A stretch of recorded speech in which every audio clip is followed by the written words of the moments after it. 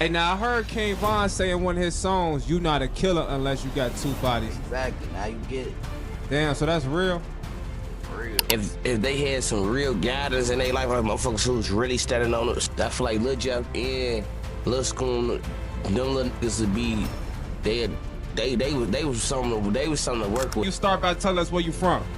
Chicago, you know what? East side of Chicago. East side of Chicago. East side. Yeah.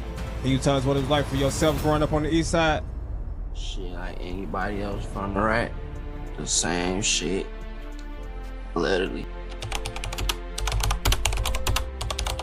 Newly released footage of Lil Jeff has completely flipped the public's understanding of his death. In the emotional clip shared by his grieving parents, Lil Jeff is seen stepping out of a black SUV dressed in gray pants and a black hoodie, gun in hand, moving with the cold. I'll show y'all who just got his ass fucked. That nigga, I'm mad. It wasn't him, but it was no. Look, first he had on. It's them right here. Ooh, now 1500. He ain't had none of this shit. What the first we got? Man, we exposing this nigga, cuz. His ass is Show that dick. We got an AP already, Scone. Determined energy that once made him feared across Chicago's drill scene. Unlike the original story that Jeff was caught lacking, his father, Jeffrey Harris, posted online to make it clear his son wasn't the prey.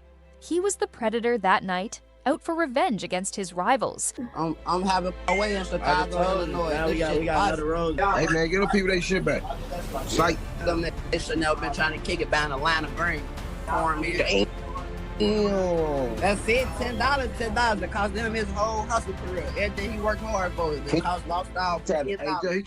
But in a cruel twist of fate, Lil Jeff was the one who ended up ambushed. As he chased a rival in yellow shorts toward a house, hidden shooters opened fire. Within seconds, Lil Jeff's body hit the ground, bullets tearing through him with brutal precision. Taking the killing school class start next week. You gotta at least have two bodies though. For I ain't coming with no. You ain't got shit. I can't work with no beginners folk. You gotta at least have a two. I'm gonna give y'all two minimum. I'm gonna start at two minimum because y'all know why I'm gonna start at two minimum. And I'm just doing it for a tradition. I'm gonna start at two minimum, man. Over 58. Shell casings littered the sidewalk by the time the smoke cleared, making it obvious this wasn't a random shootout. It was a setup. Adding to the chaos, Lil Jeff's close friend and blood brother in the streets, Q50, dressed loudly in a red hoodie, was caught slipping during the ambush. Two, you gotta have a minimum of two. No, anything, you gotta have two. You gotta have a minimum of two of them bitches to come to school. You gonna sit your dumb ass in this seat, and whatever I say, do it. If you do anything scary, bitch, I'm smoking. Surveillance footage showed him stumbling and limping back toward the car under heavy fire, an image that quickly went viral. Reddit and TikTok erupted with memes, roasting Q50 for slipping in the middle of the shootout, while others mocked how loudly he stood out during a supposed stealth mission. The stop signs and intersections to get away. So at one intersection, I had to stop because there was a car coming through, and then I turned to him and said, "Hey, I'm going to take you to the hospital." And he said, "Okay." Then the next time I stopped, I had to stop at a light because there was two cars coming through the intersection, so I couldn't run it immediately. And I looked back then, and he wasn't moving anymore. While Bloodhound affiliates mourned, the internet was ruthless, with many saying Q50's fall was symbolic, that the whole crew had been caught off guard. But things only got darker.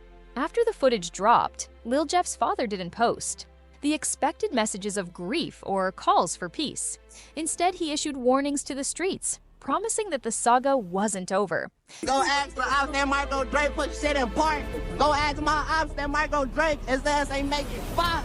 Go ask my ops that Marco Drake, his ass ain't get out that car. You know that? I was right there, you know that? Yet the online community reacted harshly. Sympathy for Lil Jeff evaporated as old lyrics and interviews resurfaced, where Jeff openly bragged about having a double-digit body count. Fans found footage of Jeff laughing about past murders, calling his victims fish bowls, and openly mocking the dead. Have someone ever tried to take like some of your belongings from you? Now listen, I ain't gonna lie. A nigga did run off on me before. I will tell you that. Niggas did what they did. What, he zeroed you on the move or something? Yeah, basically. That happens to the best of us, right? We know I've been finessed. Yeah, his ass ran off and he wasn't about shit. We didn't all been finessed, bro. You're a little shit. That's what comes with the streets. Shit wasn't about nothing at all. I'm talking about it at all. When people heard that in his own words, Without any spin, the public narrative shifted violently. To many, Lil Jeff's death wasn't a tragedy, it was inevitable. Trap City Rob, the man believed to have pulled the trigger that night, showed no remorse.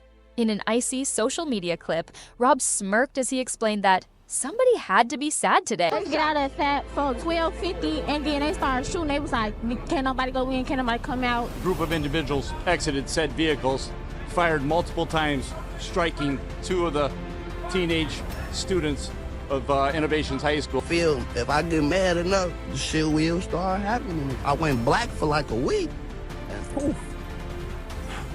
Gotta go after that one. Poof. I came back. Poof.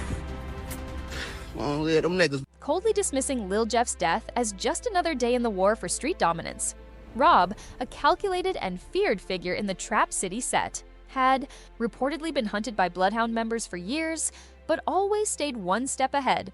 His confidence wasn't just for show. Rob had survived multiple attempts on his life, and after the footage of Lil Jeff's ambush went viral, he emerged as both the villain and the survivor of. They said Bloodhound Lil Jeff got 10 bodies. I said, okay, well, he can't be in Iraq then. This nigga must be, you feel me? In the UK.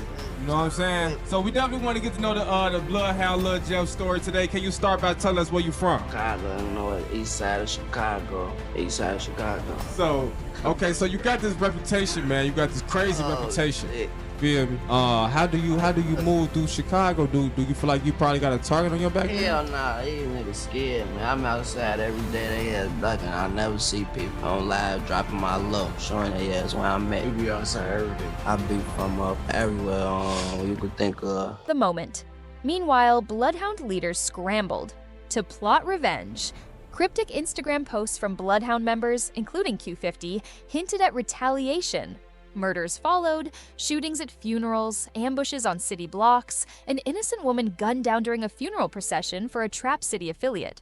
Chicago's streets, already soaked in blood, found themselves locked in a new spiral of. It's wild. And then the even more crazy thing about Jeff and Q50 is that, allegedly they were doing hits for money in another city. So there's a whole bunch of lyrics that they've got talking about, I'm in Milwaukee taking hits for hits for paper, doing hits for change. And only since my documentaries came out, there's been a new theory on Reddit that there's basically was a triple homicide in Milwaukee that people are saying, yo, this is the one where Jeff and Q50, they were paid to kill one guy and they ended up killing 3 guys. And then there's a bunch of lyrics where Jeff and Q50 have these little bars where they're talking about my first hit was a 2 for 1. Violence sparked by Lil Jeff's death. And with the war reignited, more names started surfacing. Bloodhound Q50, Lil Scum, J Boogie, and even up-and-coming affiliate Lil Will, all players caught in a game where betrayal was just one bad DM away. Scum's death became another chapter in the Bloodhound tragedy. Allegedly backdoored by a woman close to the gang, Lil Scum was set up during a routine. How can we make Chicago a better place? You can't. This shit fucked up. Yeah, that's how. If you what you could do for now is just mind your business and just that's it. Just stay in your own lane. That's all you could do. But it's fucked up. I ain't this shit fucked up. It's still You just gotta get the fuck on. If you can move, go on here and get the fuck out of here. Yeah, I know you aspire to move one day once you. No. No? I ain't ducking my shit, boy. Then you want to stay? I love the rack in Boston. I'm gonna move one day though, but not right now. Yeah. I got shit going on. Visit to a girlfriend's house. Surveillance footage leaked online showing Scum, oblivious to the betrayal, casually walking into a trap. Hours later, he was dead.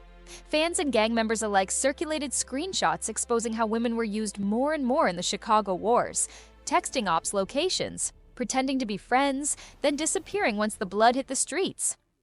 Now I see you over there getting something This together. ain't about shit, no attention. We ain't never seen that on DJ UTB before. There's a lot of shit you ain't never seen. If a student graduates from this school, their future probably not looking too bright. Wait, what you trying to say? I'm saying there's only 2 places So they my can end up future in. not looking bright. I mean, I don't know if you See what graduate I'm from the school or saying? not. I don't know. It's like, oh, man, just look, is my future looking bright or not? But I'm just saying, if you graduate from a Oh, killer God. school, He trying to say. These modern-day betrayals turned the streets into a minefield where no one, not even the most feared shooters, was safe. Beyond the immediate bloodshed, deeper betrayals tore alliances apart. Bloodhound and Trap City had once been family members, eating together, sleeping under the same roofs. But a simple stolen chain destroyed years of loyalty. After a Bloodhound affiliate allegedly snatched a Trap City chain during a botched getaway, No, you're a rapper, so your future looks very bright. But if a young man go to a killer school, you know, I'm a rapper and have a bright future. See, there you go, bank up money and be well. Exactly, he can do a lot. Listen, that shit come with more. Listen, there's a lot of shit behind the scenes that I can't tell you, and that's why I'm trying to skip questions, cause I can't trying to skip the question. right. Get the fuck on from this. trust shattered instantly. Friend turned against friend, a once powerful coalition fractured into deadly rivals, and the city paid the price. The stolen chain became a symbol of disrespect that could only be answered with blood. The loss of Z Money, Lil Jeff's beloved cousin and Bloodhound OG, only poured gasoline on the fire. When Say I'm dead, tell them to get back. Oh no, they still finna go spin for me though. They still finna spin for me. That boy hell got caught in rap. Yeah, not. He still finna go spin for me. Whoever did that, tell me we spinning on y'all. Somebody kill somebody. Everybody got family. Somebody relate to him or somebody cool with him. You kill him. Now everybody that he was close with is trying to kill you. It's a never ending. Or they gonna kill. Let's kill somebody close to him. Right. Hey, how does that end? How y'all stop that? It don't stop. It's to everybody, all the people that playing the game. Gone. You see what I'm saying? It's the last man standing. It's either you're gonna be in jail, you're gonna die, or you getting lucky around this bitch. Z Money was murdered in an ambush while waiting for a friend outside a dry cleaner, Lil Jeff was crushed. Instead of grieving quietly, he escalated. He got tattoos in Z Money's honor and promised revenge in every song he dropped. And he delivered. Bodies started dropping across Little Italy and the South Side. Each hit carried a message. Bloodhound wasn't going to forgive.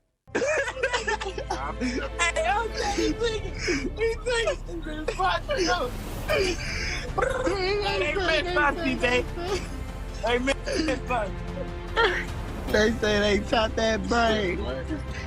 Hey, twig. Hey, overpaid. What you want? Can't eat this shit. Yeah, I ain't gonna lie to you. Oh, yo. I gave you that. Hold on. I gave you that. I gave you that. I bet. Pop that right now. They were going to bury their enemies. Yet for all his raw talent and street credibility, Lil Jeff couldn't escape the fate he rapped about. His obsession with scoring kills made him a target not only for his ops, but for karma itself. Despite building an intimidating legacy with over 11 alleged murders tied to his name, his downfall came from the same reckless hunger he wore as a badge of honor. As Lil Jeff's funeral filled with somber faces and Bloodhound members flashing, I feel like they die out faster because they just jumping into something they don't know the steps of it. They just like, okay, jumping in and go off to diss songs and still gotta catch the bus or still gotta ride and catch the Uber and Yeah. stuff like that. So they don't really know like a lot of things can affect you with going that route, especially when you ain't got everything taken care of already. You still a kid. When you first starting off anyway, you still living with your mama. You probably ain't got no money. You gotta take these buses. You fucking with these hoes that fucking with these other people. So it's all stuff can play out, but they not knowing this at the time though. Reaper hand signs. The disrespect from Trap City was relentless. They posted mocking Instagram stories, dropped diss tracks, and even went as far as releasing videos reenacting Q50's desperate stumble away from the gunfire. Each insult was another spark tossed into a powder keg ready to blow. And then came J Boogie, Lil Jeff's older brother, recently released from prison. J Boogie found himself trapped between old loyalty and new expectations. You can see on the video somebody outside like talking to their girlfriend or, you know, talking to a person who they just interacted with. And you see him run down and chase the guy in the house. And then you see him flying back off the porch. And then you hear do. And the paperwork can say he was hit 19 times in the chest area. He was shot 19 times. And that's how I think they grabbed Rob for the murder because it's overkill. It ain't self-defense 19 times. Clearly see on camera that 4 dudes is waiting outside basically to ambush them. Like, I don't think he should be in jail, but in Chicago, they lock up the wrong people. They let out the wrong people, you know, and it's just crazy, man. But Rob, he's still up in there. He's still up in there. He got charged with the murder of Lil Jeff. Bloodhound demanded revenge for Jeff. Trap City reminded him that many of them had once been his childhood friends. Rumors flew that J Boogie still had ties to both sides, setting up a dangerous game where any wrong move could get him labeled a traitor or dead. In the brutal streets of Chicago, the legacy of bloodhound Lil Jeff continues to haunt everyone. Legions of kids on Reddit who are really like worshiping Lil Jeff for the amount of murders that he was apparently. What is it called? Jeffology? Yeah, there's a Jeffology. They have a Jeffology. Subreddit. They're calling him J-Roy, which I was very into that. Like, one of the most damning things is like this series of emojis that he would put in his captions, in which each different emoji seemed to reference a different person. So like a lot of people have seen this like really traumatic video of basically these two high school age kids that got killed in Chicago. It's been alleged that Lil Jeff was the one who took them out. Connected to him. His death was not just another headline, it was a catalyst that reignited old wars, exposed hidden betrayals, and reminded everyone that in the world of drill rap, death isn't just a risk. It's part of the contract you sign the moment you pick up a mic and tell your truth without fear.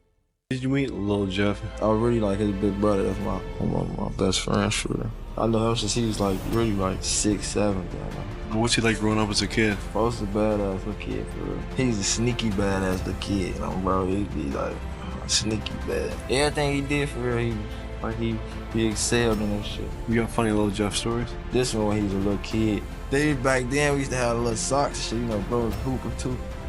Put his socks on, the little hoopers, elite little Nike socks. Them bitches was there. Mad as hell, face red as hell. Yeah, that's some real little brother shit. For all that Lil Jeff, man. For all that scone, man. Long live LA, man. Free photo now, man. Fuck the